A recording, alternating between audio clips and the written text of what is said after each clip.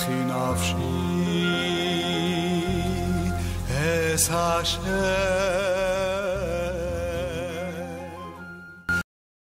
Page 62, Tractate Shabbat. Pleasure to be back here with you from Israel. Today it's getting close to Shabbat. This Shabbat is not only Shabbat, that Motzei Shabbat is the eve of Hanukkah, but also if you look at our calendar and a historic calendar, there's a great rabbi by the name of Mordechai Genut that he wrote in a book called Luach Davar Be'ito. There are some traditions, follow the Talmud in Tractate Sanhedrin, that said that this Shabbat they read second chapter of the book of Haggai. Why are they doing that? It's because this Shabbat is the time of inauguration of the Holy Temple in Jerusalem. So it's a very high spirit this time, this Shabbat. It's not only off-roof of Schmerling and Bausting from Orlando and Maryland, but it's also a great time of preparation for the Festival of Light, the Festival of Hanukkah on Saturday night. So it's a lot of reason for celebration. So just word for this Shabbat, Parashat Vayeshev, the story of two heroes involved in this Shabbat, and Motzei Shabbat, the time we're going to light Hanukkah candles. In Shabbat, we're going to read about the early biblical Joseph, the early biblical Joseph that survived the high temptations, not only of in a relationship of his brothers, and not only during the time of a crisis, but especially in the time with the married woman that tried to seduce him. He ran away and ends up in a jail. This is a Jewish early time of heroism, of a good role model of someone who overcome temptation, which is part of our discussion, the second part of the page. Motzei Shabbat is a time to light Hanukkah candles. We're going to light the first one and make how many blessings? Three. Lehadlik ner, she'asa nisim, and shehecheyanu. Very special time. Rav Kook used to say, one little light remove a lot of darkness. There's sometimes you have a great darkness, you cannot remove it with guns and ammunition just by lighting a candle. The story of Hanukkah begins, according to the Kitzur Shulchan Aruch, with the story of women. Again, beginning with Yud. Her name is Yehudit, Judith, that saved our people. It's a fascinating story, how she was tempted by the ruler. And and she overcome that. She gave him a cheese and wine, cut off his head, famous story, and that's the beginning of a great miracle of Hanukkah. So you see, my friends, there's a lot of reason for celebration, inauguration of the temple. Yosef and Yehudit all together wrap up with a great time of celebrations. Page 62, we're going to deal with, first and foremost, complete the issue of Kameot. Kameot we discussed at length. I like your comment yesterday, Gil, that it was exceptionally, funny, the whole way of the delivery of a Kameot, amulet. The question is, a person can carry amulet, what make amulet real, what's really amulets that heal people. Amulet you say in Hebrew Kame'ah, or in plural Kameot. We spoke about different category of amulet. One is written by a scribe on a piece of a parchment, or someone that made out of herbs. And then we discussed the issue of carrying on Shabbat and what make amulet real. Then we end up our discussion of entering to a place like Beit HaKiseh, place like a lavatory, but in those days it was out in the field, on Shabbat, or even during the week, how you should wrap it up and how you should carry it, since it carried the name of God. And again, we differentiate between herbs and something real that carry the name of God. So today we're going to complete that at the first phase of our lesson. Then, God willing, we're going to the second part, which is caring for men. You know, those guys that speak about equal rights, we have to speak about men as well. Does a man allowed to carry? What he allow and what not? Is any differentiation between men and women in that sense? Then we go to the second part of the page, which is a lot of teaching in regards to something related to Joseph and Judith, Yosef and Yehudit, which is the idea of modesty. proper and improper behavior, warning from different prophet at different time, and guidance to our times. 62a, והתניא רבי הושעיה אומר, ובלבד שלא יחזנו בידו, ויעבירנו 400 ברשות הרבים. Here we speak about amulet, kamea, that made out with an expert, and if you remember we have several different definitions of expert. Expert means someone who either wrote an amulet that healed people, wrote 3 different times to 3 different people, or wrote something that healed specific illnesses, etc. But in general, the meaning is that category under the mumche, which means someone who's either the kamea itself, it's considering an expert, or the person who made it. So is a condition as long as he's not pulling out and carry it 4 cubits in a public domain. Because again, the debate is, we consider that as a tachshit, as an ornament, or we considering it as masawi, meaning that something that you carry as a burden. The difference is, if it's a tachshit, it's like part of the person's clothing. The same way as you have tie, you see this tie that Joe gave me for Hanukkah, thank you. So it's part of the clothing, right? It's not out of order, right? It's something that's part of what a person's wear, versus something that he is pulling it out, like remember the story of the women pull it out and something that show their friends. So they said that's contradicted to what we said earlier, because earlier we said that a sick person cannot carry in his hand a kamea, an amulet, right? Even as an amulet that he is healed by that, he still cannot carry it. So now you see the opposite. Here what we're speaking about, b'mchupeor, and soon you see why it's so important. What is b'mchupeor? Mechupeor meaning that is covered in leather. Remember, amulet carries name of God. They have line from the Torah or from other sources. They have different names. You know, God have 72 names in different way that many of them we don't pronounce. There is a different combination. Remember, we talk about Rabbi Abu Lafia that put all this thing at the 11th century with combination of names. It's carry a kedusha, a sanctity. So therefore, it's an issue to go out, especially to the bathroom. So if you cover it with a leather, which means basically you wrap it even twice, that it's fully wrapped, therefore that's different, because then you can go out and especially in those days in the field to a bathroom, and it's not bizui, it's not denigrating the sanctity of that, because those holy names that it's written there, Rashi said, it's covered twice, in a sense that it's not bizui. Now, not everyone agree, but we don't have time for that. Rashba and others have a lot of challenges over that, because they basically ask still its name of God, and it's still inappropriate, and it's still bathroom. Anyway, so now they ask, V'arei tefillin de mechupeo. If you look at a pair of tefillin, you open the box, you see that there are 4 different parshiyot, 4 different parchment inside. So it's inside the box, and you see that it's made out of leather. And they said, V'tanya, and we learn in the Braita, Hanichnas leveit hakiseh, when a person go to a bathroom, choletz tefillin berichuk 400, he should take off his tefillin in a 4 cubit distance from the bathroom.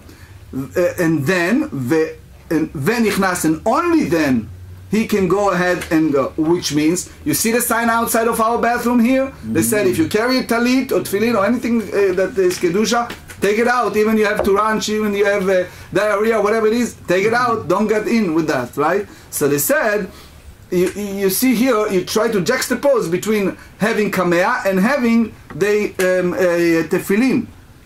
Why? Because the Mishnah said that the person should not go on Shabbat with that amulet, with that kamea, and now you see that the sages are concerned that that should take it out before you enter that domain. So you see the contradiction, because in one hand you said, well, if it's wrapped in the leather, it's fine, and the other place you said, no, it's not fine, you should not go to the bathroom. So what's involved? So they said, Hatam, the reason that we allow to go to Beit HaKiseh, to the bathroom, it's because Mishum Shin. You know, in a tefillin, you have the letter Shin, one in one side with 4 lines and one with 3 lines. Shin, Shomer Daltot Israel, the God who guided the doors of Israel. So that's part of name of God. And therefore, since it's written outside of the tefillin, Damar Abaye, Shin Shel Tefillin, Abaye said that the letter Shin of the tefillin, which is the head tefillin, right? Halacha leMoshe miSinai, which means that this is one of the tradition that transmitted for Moses and Sinai. And you see this Shin, by the way, written different. The Kedushat Levi, Rabbi Levi Yitzchak Badichev said that that's Ota Chasera. That is like you have 22 letters in a Hebrew calendar, in a Hebrew alphabet, and there is a letter. It's not correct to say missing, but it's a letter that somehow is not there, which is the Shin with 4 lines versus Shin with 3 lines. I'm not going there. It's a little Kabbalah. But the point is, you see on the tefillin, the one side they have Shin with 4, one side with Shin with 3, and it's all contain a sanctity of name of God, because this part of what transmitted by Moses and Sinai is to us. So therefore, since they carry the Kedusha, because it's part of the name of Shin and Dalet and Yud, which is the name of God, that we put on a mezuzot, for example. So therefore, we kiss it, sometimes, and it carries sanctity. So you cannot compare that to take a kamea, to take an amulet, while the amulet is wrapped with a letter and enter. You take an amulet, let's trace a scenario. You have an amulet, okay? And you wrap it once, and you wrap it twice, and the second one, you wrap it with a letter. Versus you take a tefillin that you have the Shin with the name of Hashem out. So it's a 2 different things. You cannot compare them. So that now, by the way, we mention another thing. Ve'amar Abaye. So Abaye said, the letter Dalet Shel Tefillin, which means if you look on the back of the tefillin, right, head tefillin, you see we wrap it, we tighten it in the letter Dalet. Because again, remember, in the tefillin you have the Shin, you have the Dalet, you have the Yud, right? When you put the hen. So the Dalet is Halacha leMoshe miSinai. This is one of those traditions that transmitted to Moses at Sinai. And due to these letters, that must be safeguard the sanctity of the tefillin and refrains from taking them into the bathroom. So that's the importance. Because altogether that's, by the way, the halacha, which we discuss later. The Tur in the Siman Lamed Bet in 32 said it clearly. That's the whole idea. But Tosfot take out that line. In short, what we learn so far, we learn a lot of things. We learned that, number 1, what is the definition of kamea? Kamea itself has to heal 3 times. Amulet. Number 2, mumche. What is considering mumche? We learned yesterday, today we just emphasized that mumche meaning that something that heals either 3 people 3 times or heals specifically 3 times for specific diseases. We learn also that entering the bathroom has to be what? Only if it's wrapped up with leather, which means if a person carry an amulet, even nowadays, there are people all over the world, especially in Israel, the great rabbis that produce those type of kmeot. You see it especially in the Sephardi community. Now, I'm not saying it's good, bad, or difference, but it is a reality that people made it, okay, even the great rabbis. Therefore, since if a person carry it and he or she believe in the importance, either mentally, physically, or whatever it is, it helps the person in some way, that person should remember that those amulet carries name of God, and since that happened, they need to wrap it, preferably 2 times, and the outside should be made out of leather. So if he or she needs to enter the domain of a bathroom, they don't have an issue of taking the holy name of God and denigrating it. Okay? Also, we learned the differentiation between tefillin and kameot, and we explained that tefillin has extra kedusha in a sense that they have the part of the holy name of God outside, versus the kameot, the amulet, that since it's wrapped up, it's inside the parchment, it's written inside the parchment, so therefore you cannot compare the two. Now we go to the last part of the Mishnah. The last part of the Mishnah said, "Velo b'shiryon, velo b'kasda, velo b'magafayim." that person should not enter this type of thing that they use during the time of war. A person should not enter in a shiryon, kasda and magafayim. It's a shiryon is like the part that armor. Thank you. Kasda is the helmet, right? And magafayim is like shin guards. Shin guard. Thank you. So it wasn't clear understood. So the Gemara said as follows: shiryon zrada, which means this is the coat of mail that the armor made of scales in order to avoid hitting by the enemies. You read the story of David and Goliath as an example. Kasda, right? What is kasda? Rav Amar sanvarta. Sanvarta is like a letterhead. It's worn under the metal helmet you see in old movies, right?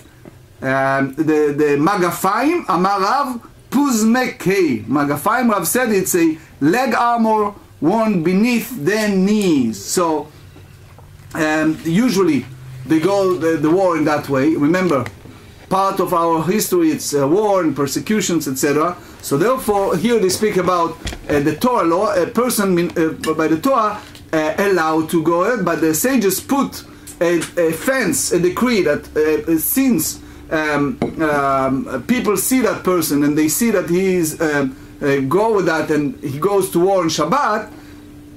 So again, we need to know what type of war, but basically if it's not a war of pikuach nefesh, of saving life, so people may think that he's just have an enemy and he's going to fight him, especially in those days. So therefore that is the decree of the sages. In other words, they wrap it up as extra decree, not biblical, but it's important to be aware of. Mishnah. Now we're going to the Mishnah. Mishnah speaks about the difference between something that is malbush, carry it as part of your clothing, versus you carry. You remember that we discussed a lot about carrying 4 cubits in the public. So now we speak about din Torah, biblical law. Mishna said, לא תצא אישה במחט הנקובה ולא בטבעת שיש עליה חותם ולא בקולייר ולא בכובלת ולא בצלוחית של פלטיון, which means a woman should not go with a to public domain with a needle that it's a standard needle with an eye, which again we not speak in all these lists. Is something that you carry in your hand. It's part how they put the hair together. Or kulyar. Again, kulyar is something that they put here in my other version. It's some pictures. But anyway, kovelet is something that you wrap up some perfume. Later we explain why they need to carry that perfume. Kulyar it's shaped like the inner ear, which is like a spiral shape. So it's also like or a seashell, similar to shape like that. Right. Thank you. צלוחית של פטליון, it's a שמן אפרסמון, it's the oil אפרסמון. Okay, you come up with the word. Next. Yeah, what he said? Is that the balsam file? It's like balsam oil, I think? Yeah, balsam oil. Yeah, now, if she went with that, she is liable for sin offering. Why? Because this not considered as tachshit, as an ornament, but it's considering as masa, meaning burden, and therefore the Torah forbade a person to carry a burden on Shabbat. That's the word of Rabbi Meir. Now, Chachamim, the sages, free the exempter from sin offering when in a 2 category. One is a kovelet, one is the tzlochit el platayon, because they hold that that's a tachshit, that's an ornament, and therefore you allow in their view to go out carry in the public domain on Shabbat. Is the content of a mezuzah considered an amulet as well? No, what do you think? I think it's not an amulet, but the same thing, it's a concern when I see people wearing a mezuzah around their neck or something like that, because if they do go into a bathroom, they should really take it off or double wrap it or something, because it has the name of Hashem on it with the passages from the Torah. But as far as an amulet, which is, I understand it, is something that is written by an expert, if it's a written one, and an expert is someone who's cured at least 3 people by writing that amulet. So I don't see that a mezuzah as an amulet, personally. What if you cover it under your shirt? You Katan tali, then your shirt, and then you go in the bathroom. Let me give you a word of intro. Covers. Just we're digressing for a second, but it's important. It's all wrapped up when it's come to kameot with the mindset of a person. You have to believe in that. You have to believe in the ability of that. Okay? Mezuzah, Yosef, it's a biblical law. Biblical law requires a person to put a mezuzah on his doorpost. Biblical law in a specific location. Nothing to do with carry on a body of a person. I know some people that go to a court and carry it in their hands for all kind of reasons. Go to important car keys, yeah. All kind of things. Put at the front of elevators. It's all kind of ideas. I'll say this. Let's differentiate between what Torah asks us to do, which is put a mezuzah on a doorpost, and everything else. Everything else people does for all kind of reasons. We explained earlier, yesterday and day before yesterday, that we have a certain definition for amulets. But the minute you use even a mezuzah as some type of a personal amulet, you enter to a new domain. For sure it's not a Torah, even not a rabbinic. The only thing you have here is the idea that if it's effective, or since it carries the name of God, we treat it differently. But we never compare the biblical law of putting mezuzah on our doorpost versus everything else. GEMARA.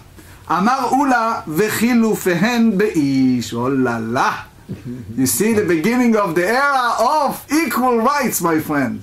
Right? You guys are talking about women cannot carry, da da da da. How about men? So Ula come out and he said, no, no, no. Man is the opposite. He's the reverse of this halachot with regard to men. Guess why? So the idea is the man who wears a ring with a seal in a public domain is exempt. However, if he wears the ring without the seal, he is liable to bring a sin offering, as it's not considered an ornament for a man. Number one, remember the era. We are here 1600 years ago, 1500 years ago, different. Number two, nowadays you see Yosele have some rings, I don't. There are different people, different things, right? Men and women, in that sense, especially in the ancient time, it's very different. But it's nothing to do with equals. It's just the derech, how the people carry. So don't take this discussion as anything to do with a preferential, treatment for one another. So what did they say? Alma, apparently, kasavar Ula. So what Ula said? He said, Kol mide dechaze leish, lo chaze leisha. Umide dechaze leish, leisha lo chaze leish. Ula said that every object that is suitable for a man is not suitable for a woman. And an object that is suitable for a man, for a woman, is not suitable for it is not suitable for a man. I look at your faces and I see that you have a lot to say. Okay, what? In today's metrosexual society where men and women are all the same, right? All right, no comment. Metiv Rav Yosef. So Rav Yosef said, Haroim yotzim besakin. Rav Yosef raised an objection. And he said, shepherds may go out on Shabbat in garments made out of sacks. Velo haroim bilvad amru. And not in regard to shepherds alone did the sages say that they are permitted to go out on Shabbat. Rather, ela kol adam, even every person, not necessarily ro'im, אלא שדרכם של הרועים לצאת בשקים. That the practice of shepherds is to go out in sacks. So apparently, although a sack is not a typical garment for most people, it's permitted even for one who is not shepherd and will not generally wear it. Right? So they said here, Amar Rav Yosef, Kasavar Ula, Rav Yosef said that role that the women, Nashim an bifnei atzman hen. An bifnei atzman hen, which means, Ula said that women are a people unto themselves. What is a nation to themselves. Woo! Yeah. I didn't say it. Okay. So the difference between the standard practice of a man and woman is greater than the difference between the standards of practice of practitioners of different professions. Okay? So that's his key point. So therefore, tabat, a seal that doesn't carry a chotam, something that you can sign or signet. So it's forbidden for a man by the Torah. Pull it out so I can show off a little bit your stuff. Sure. Right? Even that he allow by the Torah to a woman. So the point is here Yosef have this tie. Now imagine that this is as a signature. You know, unfortunately in the earliest times particularly, people cannot not always sign the names. So there are people who use this seal and they put this as signature. Right? You know what I'm talking about, right? Well, they used to seal letters with wax. Yes. And so they put the wax on it and then they'd use a signet ring to put their seal into the wax. Did I ever tell you the story about the shames? One upon a time, in the earliest time of America. So it was a guy who's poor and needs to make a living. So he tried, couldn't make a living, so he went to a shul and he asked the machers, whatever, the president, the people, that he needs a job. So the guy said to him, yes, you can clean, you can set up, you can be a shames. The guy said, good. Start working, was very loyal, very good, worked for, a couple of weeks, get his salary. Then one upon a time, the Mr. President came to him and said, Mr. Shames, let's call him Yankale. And he said, Yankale, I would like you to write some notes of thank you to some people who contributed to the shul. So the Shames said, Mr. President, I'm sorry. I have this thing, I can sign my name, but I don't know how to write. You don't know how to write? And you are a shames in this congregation? You have the honor to be a shames, set a prayer book, people honor you, and you don't know to sign your name, get out. I don't want this type of shames. Well, the guy was brokenhearted. He left the shul, he had no place to go, came home. His wife looked at him, what happened? He told her. So he said, okay, let's try something else. They went to another friend, and they said, in those days, they used to manufacture clothing. They said, all right, let me go and ask him, maybe allow me to pick up some clothing by credit and sell it door to door. I'm talking about the 50s, 60s, whatever, that people used to knock doors and sell merchandise. Right? You remember those days, right? So the guy said, okay, take it, no money, whatever you sell, you get your commission, fine. He and his wife started. They start one day, one street, another street, and sure enough, they made a nice living. To make long story short, a couple of weeks later, they can even set up a little place in their basement, and people used to come and buy the clothing for them. And a couple of months later, they opened their own store. Years passed by, and the man already owned several chains of stores. And then one day, this Yankale was no longer named Yankale, now his name is Joe. He is sitting, smoking a cigar, sitting leg on leg in his office, and one of the people in the banks come to discuss with him an option to buy a big building for all of his stores. Huge number of stores and a lot of money involved. So they sat and negotiated, and Joe was smoking his cigar, and then everything was wrapped up, all deal, all the mortgage and the details. The president of the bank handed over the paper to him and said, Mr. Joel, here are the papers, please sign it up, and we have the deal. Guess what? Joe pulled out his signature ring, and about to sign. So the guy from the bank said, Mr. Joe, I can't believe that. A man like you that owns so many stores doesn't know how to sign your name? Joe stood up and said, Mr. President of a bank, I have a news for you. If I knew how to sign my name, I'll be a shames in the synagogue. I would still be a shames. Right. You never heard that, right? Anyway, back to our subject. So they said here that this signature carried something. Hamotzi tefillin b'Shabbat. מכניסן זוג זוג, אחד האיש ואחד האישה. If a person found a tefillin on Shabbat, so what he should do? He should, you have to do something. So he put it on his body, pair by pair, the way that you do it during the week, and he take it to a city that they safe place and take it off. אחד האיש ואחד האישה. Regardless if it's a man or women, they can do that. They should do that. ואי אמרת נשים בפני עצמם הם, if you tell me that women are separate,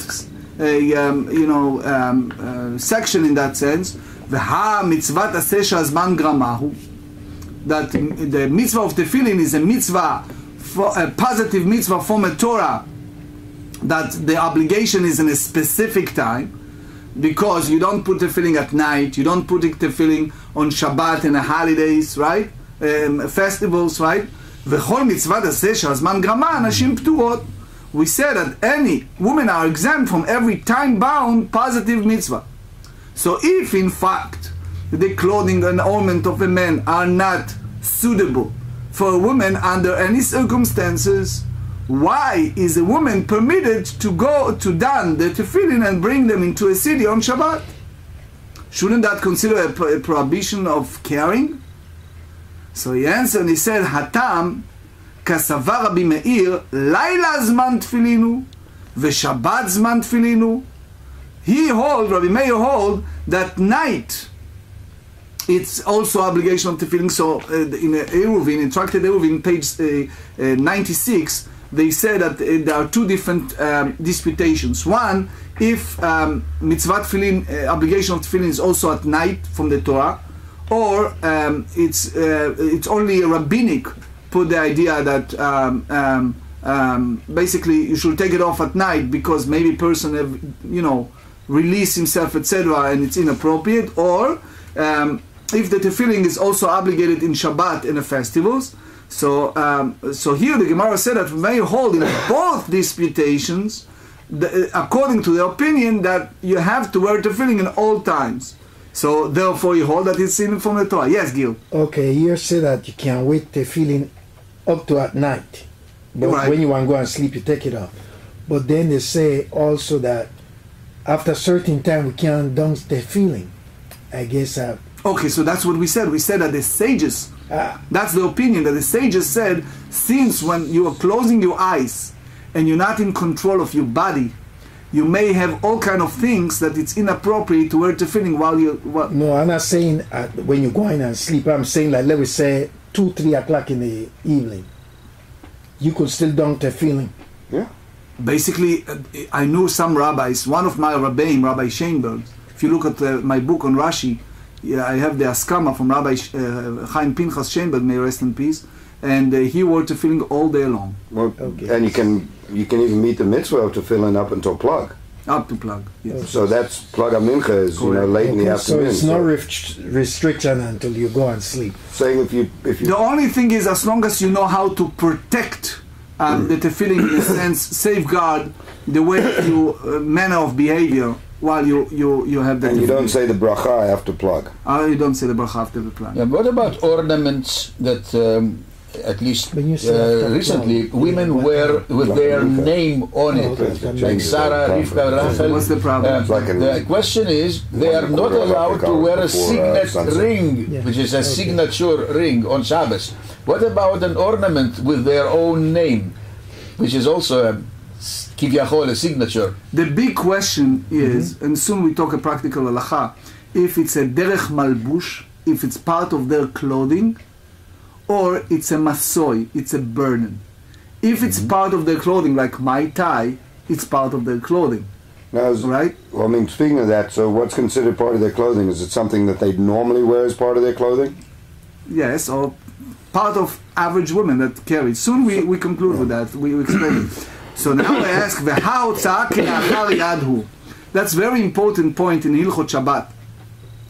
When we carry from one domain to another, there is a concept that it's called shelo kedarka, not the way that usually people does. We said it in introduction for the whole tractate that that if a person taking something that it's not a ornament but he carry it in his hand, it's a problem of carrying. But here, the women carry a ring that have this signature, but it's derech malbush, it's part of her clothing. So that's only rabbinic if you say that it's forbidden, because the Mishnah said that she is liable for sin offering and all of that. So now the big question is why she's liable if it's part of her clothing. So they said Amar Rabbi Yirmiyah, the Mishnah speak about Be'isha Gizbarit Askinan. Be'isha Gizbarit Askinan, which means that we talk about women that she is a treasurer. She is in charge of the treasure of money. So she signed it as a signature for all kind of documentation or things that involve with money or trustee to people who are under her, right? So she commanded certain people to give certain money, and she signed with the special sealing on those documents. So she get used, especially in those days, to carry that on her finger, in order for her, anytime some document need to be signed, she right away pull it and do it. All right. So therefore, if she went out on Shabbat while she carrying that in her finger, then it's considering the oraita a biblical violation, because it's not considering it's a tachshit, as an ornament. But other women that she's not get used to wear this type of ring, if she carry that, it's considering kele'achar yad, that it's not a direct action, but it's considered carrying it in the backhanded. Amar Rabba bar Chana, Amar Rabbi Yochanan, teratzta isha ish ma'ika lemeima. Okay, you explain. You're dealing with the Mishnah with the woman who treasurer for charity, for example. But he said, what about the man? What do you say? Why should he be liable? Right? So he said, El amarava pe'amim she'adam noten le'ishto tabat sheyesh alea chotam lo holicha lakufsa. Sometimes a person gives his wife a ring that has a seal on it to take it to his house and place it in a box of a safekeeping. And then umanichata biyada, so the wife take it and put it in her finger, ad shemagaat lakufsa, until she put it in her finger until she reaches the box. Upeamim she'aisha notenet leba'alat habat shenalea chotam, and sometimes women give their husband a ring that does not have a seal on it to take to a craftsman to repair it. L'olicha etzel uman letaken. Umanicha biyado ad shemigia etzel hauman. So and the husband places on his hand, meaning he put it on his finger to do what? So until he reaches the craftsman. So the purpose of wearing these rings is not to ornamentations. Nevertheless, it's considered a typical manner of carrying them. So let's wrap it up. Women are not allowed by the Torah to go with the signature ring, because it's considering a burden, right? But if it's not carry a signature, then it's different, right? The only concern is maybe she take it off to show her friends, and that's and the same apply to men. A man cannot go with a ring, even that doesn't have a signature, because it's considered as a burden, and he take it, in that manner. Velo bekulyar, velo bekovelet. So they learn in the Mishnah with a kulyar and a kovelet. So the Gemara asked, "My kulyar? What exactly the kulyar?" So they said, "Amarav mak banta." He said it's a brooch which woman fasten the collar of her garment. Kovelet. What is kovelet? So they say, "Amarav chumarta defilon." Rav said is a bundle of fragrant herbs. V'chen amar Ravasi. Ravasi said the same. Chumarta defilon, a bundle of fragrant herbs. Tanu Rabbanan, lo tetze bekovelet. The sages said that the woman may not go out Shabbat with a bundle of fragrant herbs. And they said, Ve'im yatzta chayevet chatat. If she did it, she is liable for sin offering. Divrei Rabbi Meir. That's the word of Rabbi Meir. Later the GEMARA explain why. V'chachamim, the sages said, Lo tetzeh, she shouldn't go with kovelet. Ve'im yatzta ptura, but if she did it, she is free from the sin offering. Rabbi Eliezer Omer, Yotza isha bekovelet lechatchila. Rabbi Eliezer said, a woman will go out with a bundle of fragrance herbs, even lechatchila, even the first place. What's really the disputation? What's the disagree? Rabbi Meir Savar Masoy, Rabbi Meir hold that is like a burden. The Rabbanan Savri Tachshitu. The rabbi said, the sages said that it's like a ornament. Dilma Shalfa Umachva Ve'at Yalat, the old story. She pulled it out, she showed her friends, and then she's going to carry 4 cubits in the public domain. Rabbi Eliezer Savar Mandar Kale Memra. What type of women that do that in their neck? Isha sherechara. Isha sherechara lo shalfa umachva v'lo atalatu 400 birshut harabim. Which means, who's the woman that do it? The woman whose odor is fuel, right? But the woman whose odor is fuel, and they do it in order to avoid that smell, that odor, that does not remove and show the bundle to others, because by doing so, what happened? Her odor will be detected, which means a situation that she would prefer to avoid. So therefore, she will not come to carry 4 cubits in the public domain. Clear? והתניא רבי אליעזר פוטר בכובלת בסלוחית של פלטיון. But Rabbi Eliezer, we learn in the Braita, Rabbi Eliezer exempt a woman who goes out on Shabbat with bundled of herbs with a flash of blossom oil. Lo kashya hakikaya de Rabbi Meir, hakikaya de Rabbanan. Here they're addressing the statement of Rabbi Meir, the other was addressing the statement of rabbis. When we talk about Rabbi Meir, the Amar Chayav Chatat, V'Amar Leipatu, when Rabbi Meir said that he is liable of sin offering, he said that he is free, is exempt. Kikaya de Rabbanan, when we speak about the sages, addressing the sages point, the Amre Patu Avalasur, they say that he is exempt, but it's still forbidden. Amar Iur Mutar Lechatchila. So he said that he's exempt, but it's prohibited. He said that it's permitted even Lechatchila, unlike what they said earlier. Just turn the page 62b. Umay Rabbi Meir. What is the statement of Rabbi Meir the GEMARA referring? The Tanya, we said in the Braita, Lo titzei isha b'mafteach shebiyadav, im yatzah chayevet chatat. A woman may not go out on Shabbat with the key that is in her hand, but she went liable of a sin offering if she did it. Divrei Rabbi Meir, that's the word of Rabbi Meir. Remember the late Rebbetzin Esther? She used to put it with her part of her shirt, her key, remember? Anyway, Rabbi Eliezer poter bekovelet ubetzlechit shel pal yaton.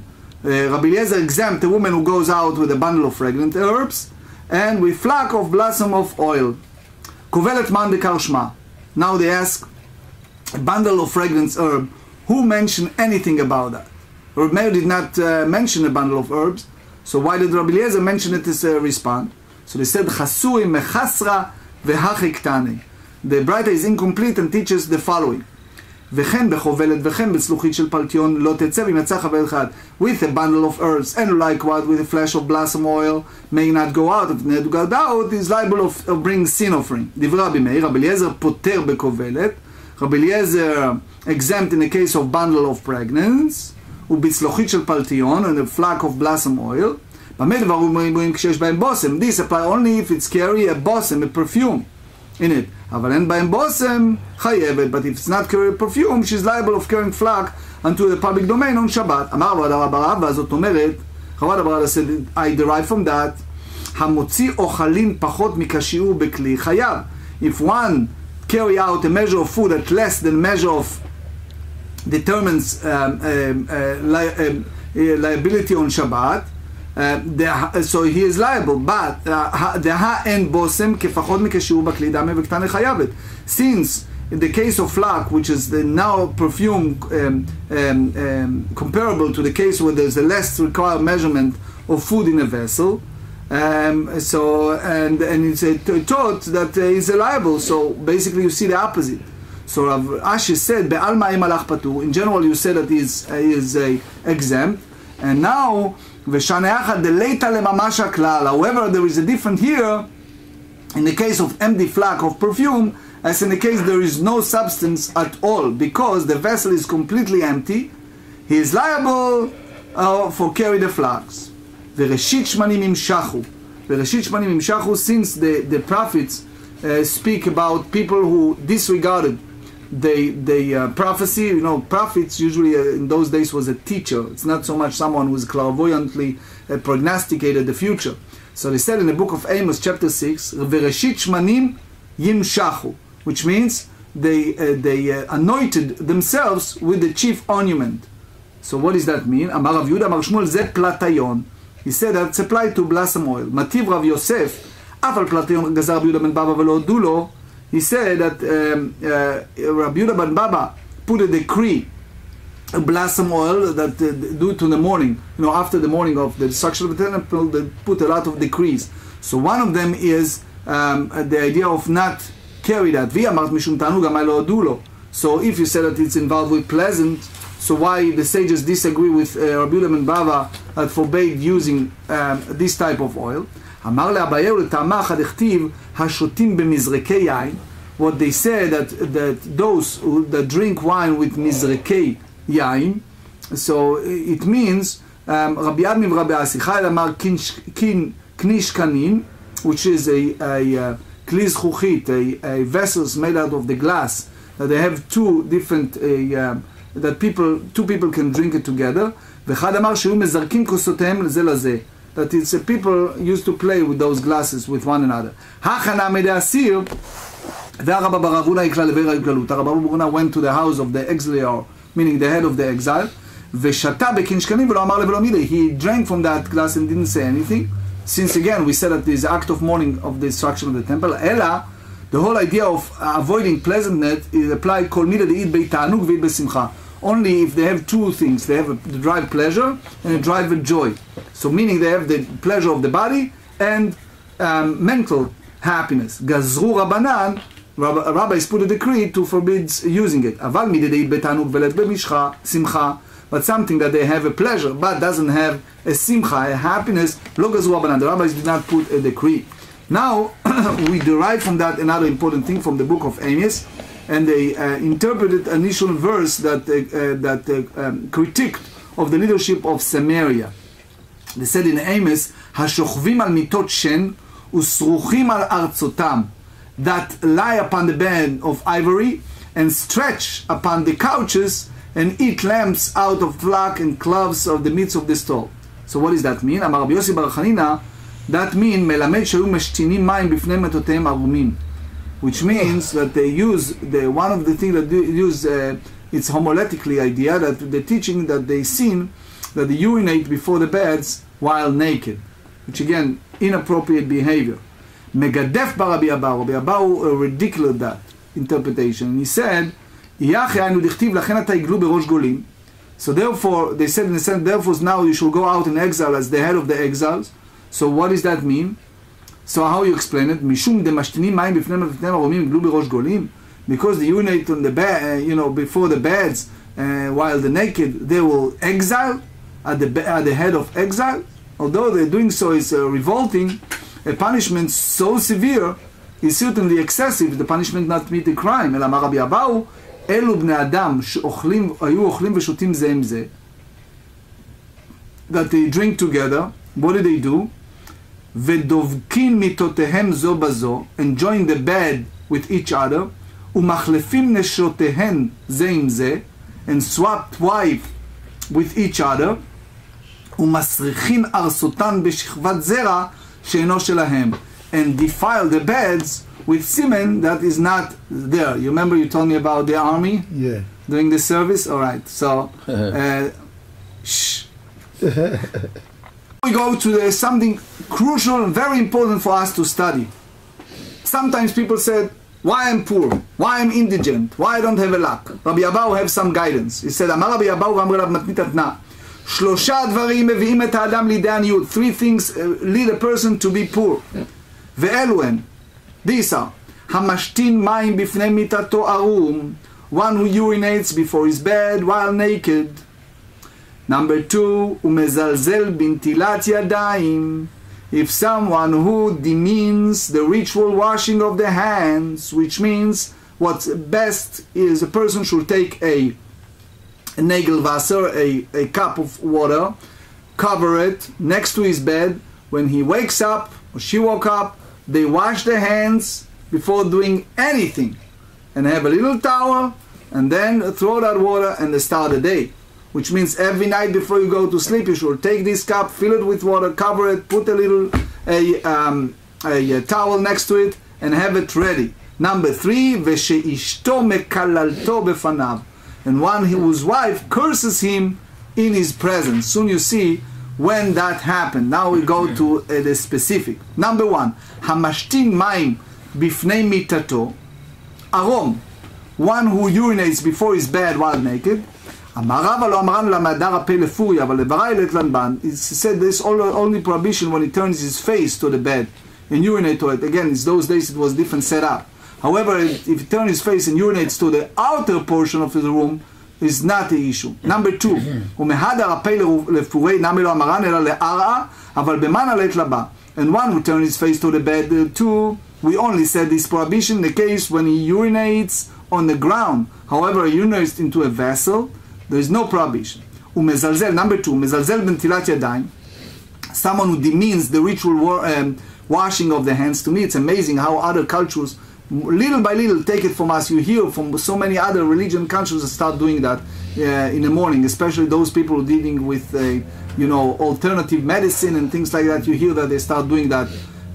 So here we speak about the halacha, but someone who demeans ritual washing of the hands. אמר רבא לא אמרן אלא דלא משלק ידי כלל, אבל משל ולא משלק לבן. Rava said, we only said the statement in the case where he does not wash his hands at all.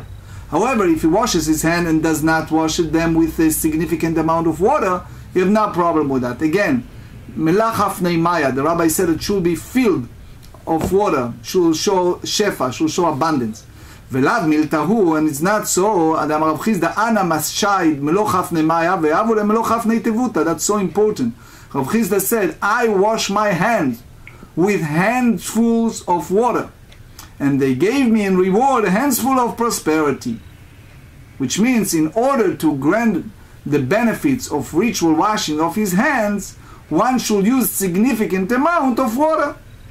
As a side note, the Ben Ish Chai said in the second book, Shana Shniya, Parshat Metzorah, a special chapter, the importance of washing hand and washing hand abundantly and properly. Number 3, ושאשתו מקללתו בפניו, that's very important with regard to one whose wife curses him in his presence. אמר רבא על עסקי תכשיטיה. Rava said that that's applied, referring to a way where she curses him over the matter returning to her ornament, which means she complains that it does not provide her with jewelry. So it means, the Gemara specified and said, "V'hanemile hu deitlei v'la'avid." That's applied that if he has resources to buy her jewelry, but he does not do it. However, if he does not sufficient resources, he need not to be concerned. You know the story about the guy. In some cultures, I don't want to mention that culture. No one should get offended. The guy met a girl on a date, and he has this fistuk, a nut. Yes, a big jar of nut. Expensive one, fistuk halabi. Pistachio. Pistachios, yeah. Pistachios. So he saw the girl and he gave her one. And he ate and ate and ate. She said, "Can I get another one?" And he looked at her and he said, "Why you need? It's all taste the same." So anyway, the point is, you have some people who are greedy. So here they said that she stingy. So miser, right? So they said if the husband is a miser with his wife, which means he's not respected it properly. He is not giving her. Many rabbis recommended when it's come to holidays, birthday and things like that, so if you are able to grant her something, and learn from what we said about Rabbi Akiva, you know. But in general, even you don't have something like flour for Shabbat, or something that makes feel good, even you don't have much, it's very important. Here they said in a very strong language that that's the reason for poverty. Now we're going to another thing, the proper way of medicine. That's scary. I tell you in advance what you're going to study, it's scary. Darash Rava Breder Avilai, Mai Dichtiv. The Gemara speaks about the sin of the first temple era, why sadness befall upon people. So Rava, son of Rav Eli, he said, what is written, Vayomer Hashem Yanki Gav'u Bnot Zion. He said that, what is the meaning of the Senate that the Lord says, because of the daughter of Zion are haughty, said, Shehayu Mehalchot Bekomaz Kufa, that they walk with upright stature, which means they carry themselves in an immodest way. ותלכנה נטויות גרון שהיו מלכות עקב בצד אגודל. The walk with outstretched necks indicates that they will walk in a small step, heel to toe, which means so the onlooks will notice them, right? So everybody look at them. And ומשקרות עיניים, and the wanton eyes, דהה ומלן כוחלה לעיניו ומרמזן, that indicates that they will fill their eyes with blue eye, shadow, and beckon. Again, these ladies, this young woman wants attention. Haloch v'tafof, walking and mimicking as they go, indicates that what? Shayu malchot aruka betzad ktsara, that the wealthy woman will walk a tall woman alongside in a short one, which means so that the tall woman will stand out. So this is derived from the idea that they just basically wants to seduce men. Ubereglehen te'akasna, and they making a tinkling with their feet. אמר רבי יצחק דבר רבי עמי מלמד שמטילות מועבר סמרון מן עליהן ומהלכות בשוקי ירושלים, וכיוון שמגיעות אצל בחורי ישראל בועטות בקרקע ומתיזות עליהם ומכניסות בהם יצר הרע כארס בכעוס, which means that he said that they will place a perfume and balsam in their shoes and walk in the marketplace of Jerusalem, and once they approach a place where the young men of Israel were congregants, they will stamp their feet on the ground and splash on the perfume toward them and instill the evil inclination into them like a venom of a viper. Right? Is that clear? Well, I need to explain it. My pur'anutihem. So now they said, what is their punishment for this sin? Kededaresh Rabba Barula. Rabba Barula brought a sentence. They said, Vayat tachat bosem makiyeh. They said in Isaiah, he prophesied and he said, it shall come to pass that instead of sweet smell, there will be a stench. So, and makom shayu mitmasmot bo na'asa nemakim nemakim. The place that they have the perfume become a decaying sore. V'tachat chagora nikpa, and instead of sash, a rope, which means that indicate that the place where they're girded, a sash become covered with many bruises. They said, makom shayu chagorot בצלצול נעשה נקפים נקפים. ותחת מעשה מקשה כרוכה, מקום שהיו מתקשטות בו נעשה קרחים קרחים. Instead of hair, they said hair blendment, which means the place that it will style the hair become a bald spot. ותחת פתגיל מחגורת שק, פתחים המביאים לידי גילה היו למחגורת שק. They said that places that lead to a pleasure, gil become a place of girding a sackcloth. כי תחת יופי אמר רבא, instead of beauty, Rava said, it means היינו דאמרי שחילופי שופרה קיבה. This is a popular expression that people say, instead of beauty, a sword. וסיפח השם קודקוד בנות ציון, the Lord will smite a scab of the crown of the head of the daughter of Zion. That's Isaiah 3. אמר רבי יוסי ברבי חיים מלמד שפרחה בהם צרת. He said that they have a leprosy. As a result, וסיפח וכתיבתם לסף ולספחת. They use the word סיפח and the same is the word sapachat in Leviticus 14, which means that it's a scab for a bright spot. Ve'Hashem pta'em yareh, and the Lord will lay their sacred parts. Rav Shmuel Chad amar shenishpechu kakiton. Rav Shmuel disagree. One say that meant that they inwards poured out like a jug. V'chad amar shenasu pitchem keyar. Said that one said that their orifices were covered with a hair like a forest, which means that they became unattractive. Amar Rav Yehuda amar Rav, Anshe Yerushalayim, Anshe Shachatz hayu. On the topic of sins of people in Jerusalem and the abundance that existed before the destruction, they said, Rav Yehuda said in Senem Rav, the people of Jerusalem, Jerusalem were arrogant. They spoke with an arrogant tongue. Arrogant tongue, yes. Adam omer lechavero. One person said to another, Bameh sa'adeta hayom. What are you dying today? Bepat amela or bepat she'ena amela? Well-kneaded bread or bread that is not well-kneaded? So what does that mean? He meant to say something else. He meant to say that did you have relation with a virgin or non-virgin woman? Beyain gudali or beyain chardali? With white wine or with a black wine? Which means is imply with a dark or white skin woman. Just let's finish at the top of page 63. B'meisav rachav or b'meisav katzar? On the white divan, on a narrow divan, which means is she was skinny or fat? Bechaver tov or bechaver ra? Which means with good friend or bad friend, which means again it's applied to is she is good looking or not.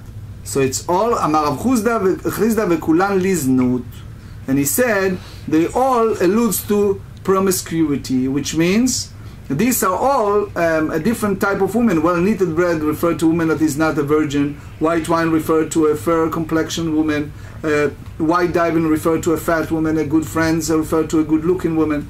So it's all referred to something inappropriate. Just let's finish before the Mishnah. Amar Rachava Amar Rabbi Yehuda, עצי ירושלים של קינמון היו, ובשעה שהיו מסיקים הם רחם נודף בכל ארץ ישראל. He said that the topic of Jerusalem, Rachava said, in the name of Rabbi Yehuda, the logs of Jerusalem used the fuel that were a cinnamon tree, and when they ignite them, the fragrance will wrapped to the entire Eretz Israel. ומשחרבה ירושלים נגנזו. When Jerusalem would destroy, the fragrant logs were buried. ולא נשתער בהם אלא כסורה, and only silver of that side grain barley remains. ומשתכחת בגזאי נמצא מלכתה, and it's located in treasury of Gazai, the place of the Tzimtzai Malketa, the queen Tzimtzai. We learn many halachot today. First, in a sense of not just halachot but also practical halachot. One who used an amulet. So the Rambam said in the Hilchot Tefillin u'Mezuzot, the Sefer Torah, chapter 10, in Shulchan Aruch 282, B'mchupe, it is permitted to enter a bathroom with an amulet in which the name of God is written only if it's covered in leather. הנכנס לבית הכיסא חולץ תפילין, one who wishes to enter the bathroom, the Ramased, to relieve himself, or even not to relieve himself, the Ramased, as long as you enter that domain, must remove his tefillin at a distance of 4 cubits from the bathroom. Then we learn also the shin shel tefillin. It's halacha, Shulchan Aruch Orach Chaim 32, that transmitted to Moses to Sinai, that one must emboss a letter of shin on the backs of the tefillin on his head. If there is no shin, the tefillin is invalid. Then we said, Lo tetzei isha b'machat hanekuva v'chilufem b'ish, that we said that the halachot is opposite sex, which means a woman it's prohibited for a woman to go out on Shabbat in that type of needle. It used to be in those days in a seal, because she maybe put it out to show her friends. In men, it's not applicable because it's not used. But there are other explanations why, like the Rambam and the Rosh said that it's come to a ring. It's prohibited for a man to go out with wearing a ring with a seal. So again, it's a very big disputation what the purpose of that ring signature, not signature, what happened, especially in those days. You need to ask if you're wearing it a well-versed rabbi. Now we said amulet tefillin, if one will find tefillin on Shabbat, in circumstances not to keeping their sanctity, should don one pair at a time and bring them inside. The same, if a woman finds a tefillin, some authorities say that it's prohibited for her to bring the tefillin inside in a manner that she does not, so that she is liable to bring sin offering. That's the Magen Avraham. But again, it's a dispute. Now, what about sometimes a person gives his wife a ring that has a seal on it? So they said if a woman wore a ring with a seal, or a man wore a ring without a seal, for the purpose of carrying it on Shabbat, they are liable, because at times one carries a ring by placing it on the finger. It's considered a typical act of carrying. That's the Rambam Ilchot Shabbat chapter 19. Same apply to kulyar. A woman may go out on Shabbat with a brooch, a sign, or to fasten the opening of the cloak, if she's not wearing the brooch for her purpose. Similarly, a woman may not go out with a kovelet, a bundle of fragrance herbs. If she did, she is exempt from bring sin offering. That's the Rambam Ilchot Shabbat chapter 19, Shulchan Aruch 303. Now we mentioned in halacha about something that carries a poorness. One person became indigent, remember? So he said, number one who urinates before his bed. Number two, mezalzel metilat yadayim. One should be vigilant. This is Shulchan Aruch 158 and Rambam Ilchot Brachot chapter 6. Person should be vigilant and perform the mitzvah of Netilat Yadayim, ritual hand washing, in extremely manner. According to the Tractate Adayot, one who demeans that mitzvah is punishable by ostracism and will become impoverished and uprooted from the world. It's very strong language. And another thing that we learn indirectly halacha is the whole idea of showing tremendous respect to the spouse, to the wife. And we explain in many places in the GEMARA that a person who did not show the proper appreciation for his spouse, we sing the Woman of Valor on Friday night, we show up, so don't be surprised if you don't flourish financially while you not respect your spouse in life, because your prosperity in a sense depends on her respect. You should not do it because of that, you should do it because that's the proper way to do, but you should not be surprised if you not prosper, why will not show the proper respect. So the GEMARA said if you afford it, you should bring her a jewelry for every holiday, for every time you can. But if you cannot afford, you should give her something to show act of appreciation.